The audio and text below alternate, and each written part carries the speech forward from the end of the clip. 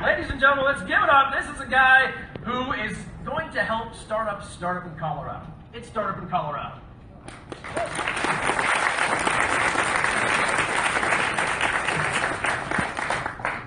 Hello, thank you for having me. I found out about 3 hours ago my teammate could not be here, the person pitching. So I apologize for any foibles or stammering, and this is essentially pitch deck Pictionary for me because she didn't put her notes in Google Docs, so this is interesting. However, I will plow through, and hopefully by the end of this you understand what we're doing. We looked at the business challenge this year, which was develop an application to help businesses strategize, which is very general. It sounds simple, but it's actually very complex. I'm sure a lot of teams, we struggle with it. There's a lot of interesting projects this week. I just hope next year it's not make Colorado more gooder. I just hope they keep it, get us something we can work with. I'm just messing. They said be myself on stage, so that's what I'm doing. So apologies ahead of time. All right, 9 out of 10 companies fail. Now, I don't know if that number is accurate. There's a lot of controversy around that. They fail for a lot of different reasons. They fail because, just bad ideas or wrong location, co-founder problems, equity issues, incorporation issues. A lot of different things can cause a company to fail. We want to tackle a problem that is kind of not in this number. It's companies that don't even bother to get started. It could be because it's too challenging, they're not sure they can build a business. And again, Pictionary, this is a successful company, but where a successful company starts is here, right at the beginning. And what can you do at the beginning to make sure you're successful later down the road? And that's what we tried to do. Now, this slide here, I don't really know what we were going to do here. I don't want to make fun of the non-responsive design. I know I can't do that. However, Secretary Williams did drive all the way out to National Monument to take that picture. You got to give him credit for that. And, you got to give him credit for that. It's a great site. It has everything you need, but it doesn't have any context. It doesn't tell you what to do. There's a lot of forms there. We've all used it. I've used it 3 or 4 times to start my business. There's another site called Colorado Business Express, which is an iteration on that. It's better. It's getting there. Again, it's a tool that can help you start a business. What we decided we wanted to do was create something called Startup in Colorado. You have a search. You tell us what you're looking for, your trade name, trademark. We tell you whether it's available. If it's not, who's got it. And if you're successful, we're going to present you with a checklist of options. We're going to say, here's the things you can do. Here's what you need to do to get your company incorporated. We're not... we have webinars, we have a lot of resources. We're bringing a lot of things that you would normally get stuck in the Google K-hole when you're on there trying to figure out how to do this. Should I incorporate in Delaware? Which you should incorporate in Delaware if you're going to be getting investor VC money. But we want you to incorporate in Colorado. And by doing this, we give you step-by-step directions, and it helps you just sort of build your business. And it makes it simple. We're going to tell you how long it takes to do it, how much it's going to cost. How much it's going to cost. What are some things you can run into? We have features like ask a lawyer, ask an accountant, ask a web developer. Before you ask a question, how do we get lawyers to give us something for free? I've already got several lawyers on the hook, and they will definitely, I'm looking at Brad here. I have several lawyers on the hook who are going to provide this free advice for our people. We're not LegalZoom. We don't want to be LegalZoom. LegalZoom's a great resource. We're not trying to compete with them. We're also not trying to compete with the Colorado Business Express. We've got a lot of people say, well, this site does kind of what you're doing, which they do have some crossover. But we want to make this site part of our package as well. We want to be able to say, look, do this, look for your trademark name, go here, fill out your forms, get your stuff built. We want to be able to help 9 out of 10 businesses. 9 out of 10 businesses get started. That's our goal. We were going to build it in WordPress, which was simple and easy, and it was going to be really easy to execute upon. However, we didn't want to go that route. This is a coding challenge, so we decided to go to Rails. So it made it like 4 or 5 times more complicated, but we're getting there. We're building out now. We have 3 developers on our team, so we're making progress. So get on the launch list. We have sort of an MVP right now, but if you want to know when we fully launch, sign up, follow us at Startup & Co. And any questions?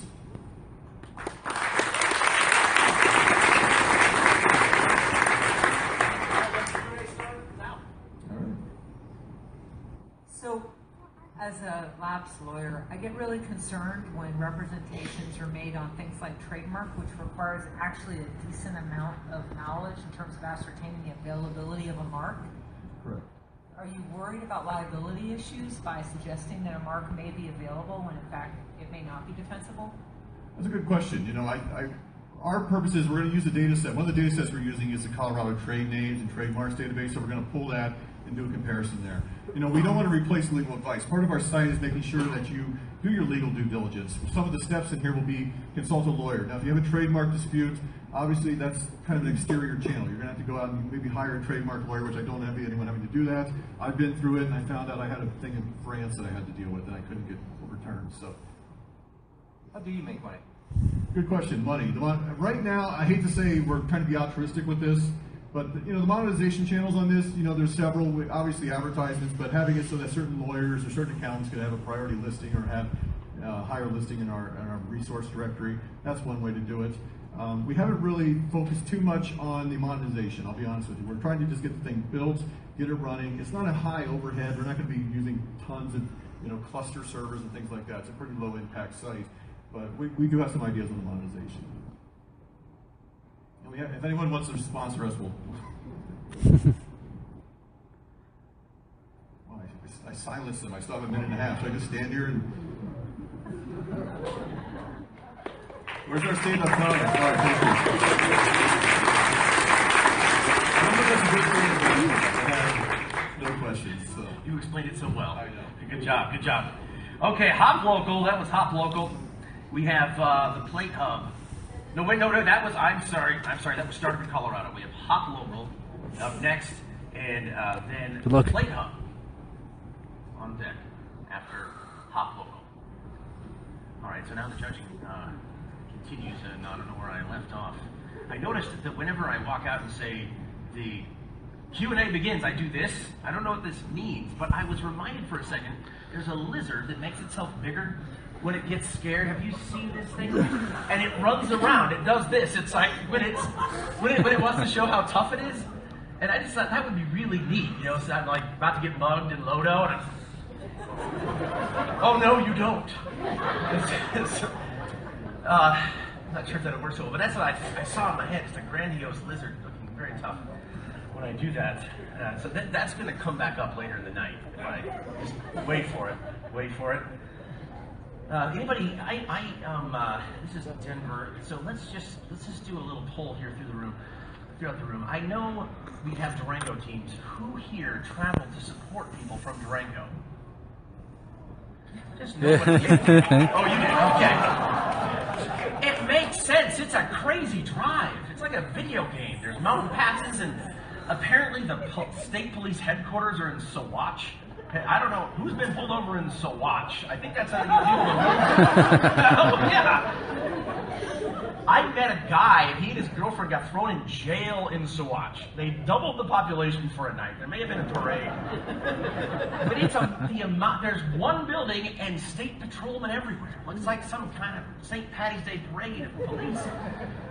So if you made it up, oh, you just thought, did you already do it? I miss your thumbs up again. I get excited, people. I get giddy. All right, whoop. You're next. Oh, jeez.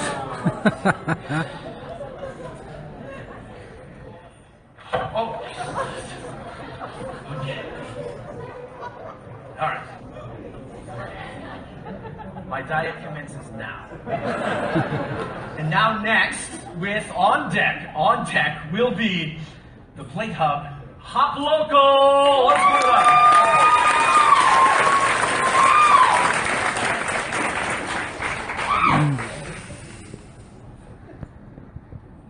According to Expedia, most travelers visit up to 38 sites when planning their trip.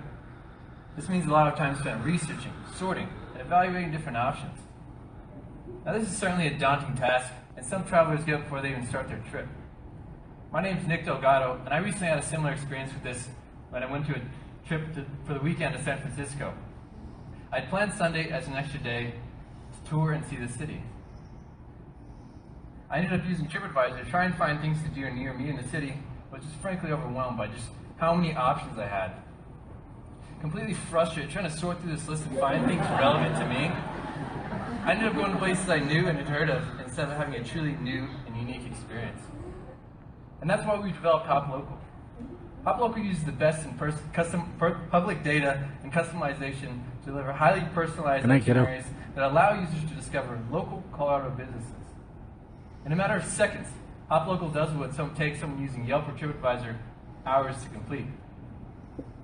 Now for our initial launch, we have focused on the expert-curated trips. When you log into our application, you're presented with a list of plans, including user ratings and estimated costs.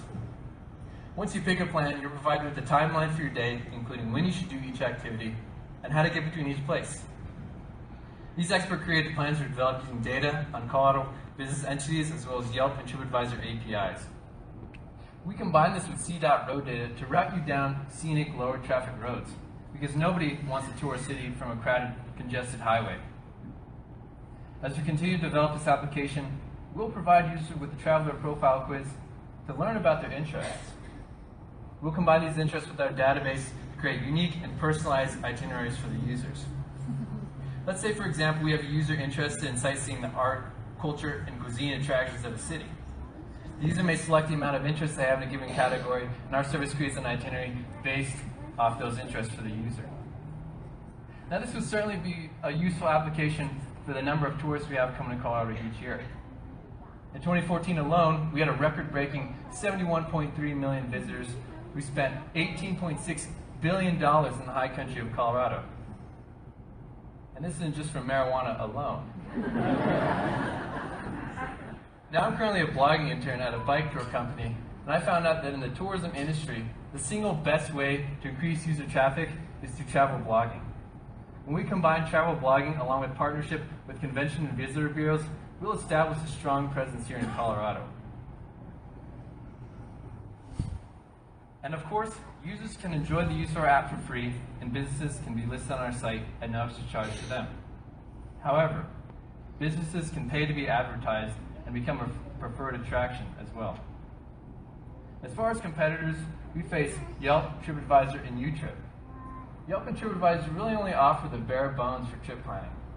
It's up to you to sort through the system, find what's relevant to you, wasting a lot of your own time.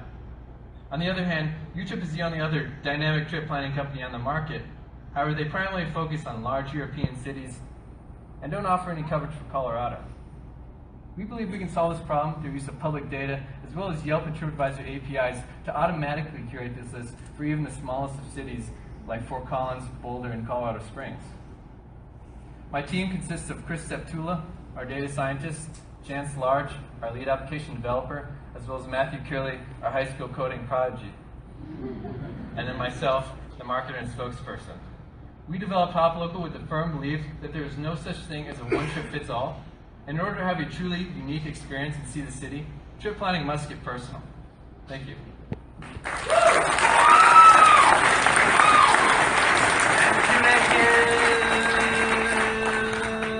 Now. Okay, you've really convinced me that every startup I invest in needs a spokesperson, because that was great. So my question is this. So you've got this roads data and the business existence data that you're sourcing from Colorado, and then you've got Yelp and a few other things on top of that. What I'm worried about is it's either under-inclusive of what I really want to know, because it's just the functional existence of businesses and where they are, or you're giving me the same problem that Yelp and TripAdvisor are giving me, which is too much data. When what I really want are the softer elements of social proof and specific endorsements from people I trust. How do you think you'll solve that? So we will create our own database of tourist attractions. And then when we create the itinerary for you, it won't be the full list of everything there is to do in Colorado. It'll be the specific things that, based on your itinerary, we recommend, based on your interests, we recommend that you do. And we will tie that to other people who have expressed similar results to you, and so people who've told us that they like that will get similar results.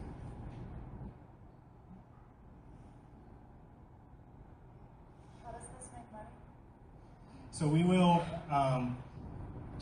we will offer one-click ordering, and we'll take a commission on the one-click ordering. We'll allow you to also offer discounts to our app, and we will charge for coupons. And finally, we will be able to sell the information on the visitors who are coming to Colorado to the businesses so that they know what type of visitors, what type of tourists are coming. Are you the high school coding prodigy? Yes. So if Google came to you and offered you a job, and you also also had the chance to work with HopLocal, what would you do?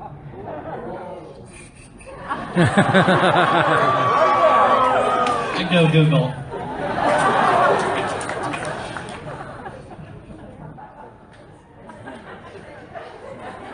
Oh, thank you.